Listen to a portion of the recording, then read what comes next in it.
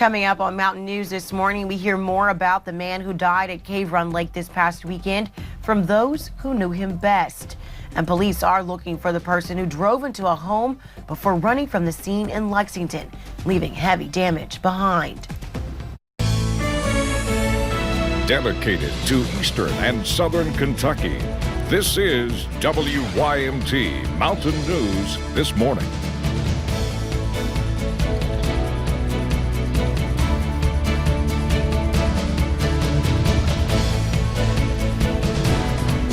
Good morning, I'm Lacey Roberts, and thank you for joining me on Mountain News This Morning. Today is Monday, July 6th. After that holiday weekend, it was a scorcher out there, and now we're bringing in some of those maybe cooler temperatures today with some visibility issues this morning. Let's bring in Brandon Robinson. Good morning, Brandon. It's definitely Monday, and I can feel the effects of that. Yes, ma'am. Good morning to you. After a long holiday weekend, everybody kind of dragging as you head back to work. But again, visibility is pretty rough. We're going to show you that here in a little while. We're going to take a break for a second and show you some of our cameras this morning, UVA-wise. Nice start to the day over there this morning. Trying to see what that little speck was there at the end there. Maybe some birds flying by there. But again, all quiet there as we head through the morning hours. We take a look at temperatures. They are mild and muggy. We see those dew points are way up there as well. We see 60s and 70s for actual air temperatures. And the same for those dew points. So the closer the dew point is, the dew point temperature is to the air temperature, means there's more air in the air, more moisture in the air, and it's air you can wear for sure between uncomfortable and instant sweat on most areas for those dew points this morning. Out the door forecast, we are going to see again possibilities for right to around 90 degrees for a daytime high, but those scattered chances for rain will back into play as we head into the heat of the day this afternoon. So keep the umbrella handy, keep the WYMT weather app handy so you can track those chances. Lacey. Thank you, Brandon. And we now know that the man who drowned at Cave Run Lake on Saturday was from Lexington. The Bath County coroner has identified him as 22-year-old Chewbacca Mugata Yangwa, but those who knew him called him Chewy. Chewy's friends and family want people to remember him as a man who loved his community. At just 22 years old, Chewy loved helping others. He taught Swahili to kids in Lexington, volunteered, and got involved with the Black Lives Matter movement. He dreamed of one day creating jobs in his home country, the Congo. He left a big impression on everyone that he met. Chewy is that one person that loved the community. He had a big mind. He was intelligent, he was bright. Funeral arrangements for Chewy have not been finalized at this time. And police are looking for a person who drove into a home on Highland Avenue in Lexington. Security footage shows how the SUV looks to be speeding down Highland Avenue when it swerves left, barreling into the house. Three men then exit the car, running in different directions. The SUV that crashed into the house has since been removed, but it left behind a lot of damage.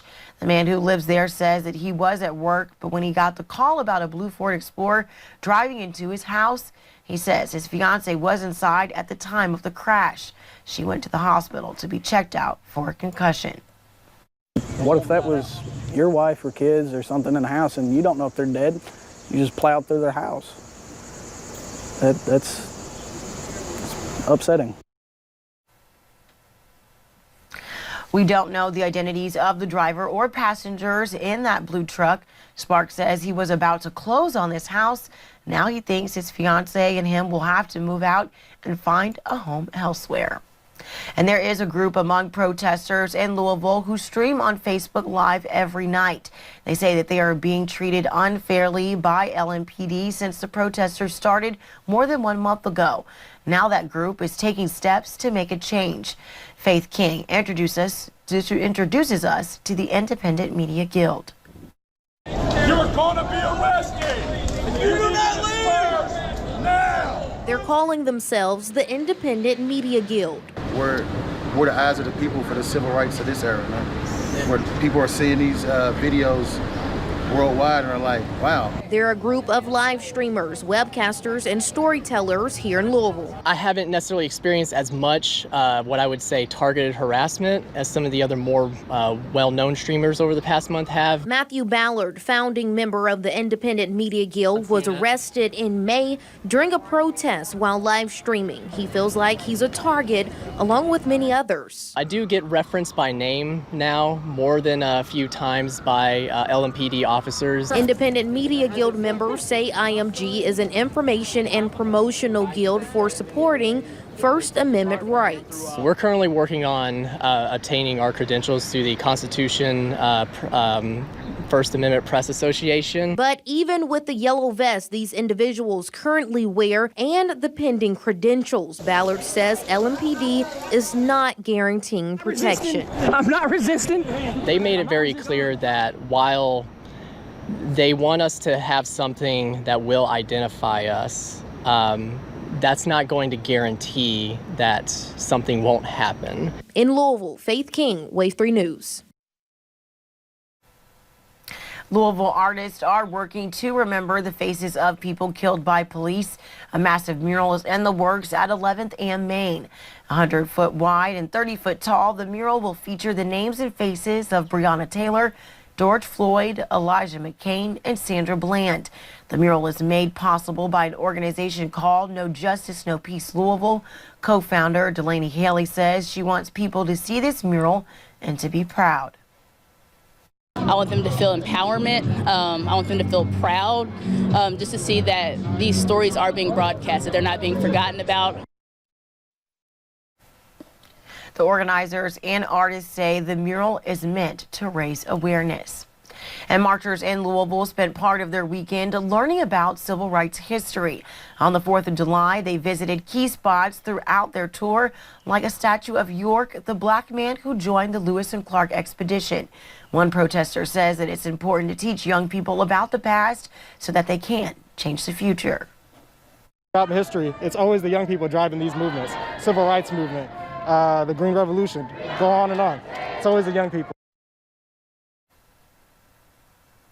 The group also stopped at the Muhammad Ali Center and the Roots One-on-One African American Museum. And as we know, the pandemic shut down schools across the country months ago. But in Woodford County, there is one classroom that still needs some personal attention. Olivia Russell takes us to the Kentucky Castle, where lavender is drawing people in.